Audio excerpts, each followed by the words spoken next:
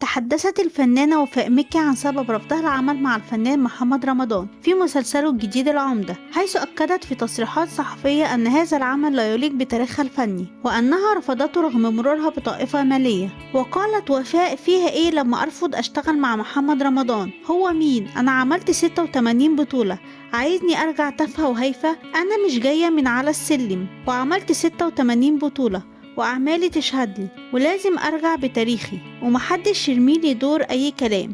وفي فنانين كتير من غير شغل، يا ترى عندهم قضية زيي؟ وعن الهجوم الذي تتعرض له باستمرار بسبب قضية تعذيب الخادمتين، قالت وفاء: أنا لما اتحبست طلعت اشتغلت 5 أعمال دفعة واحدة، لأني بصرف على يتامى وأمي مريضة ودلوقتي مش عارفة أجيب لها علاج.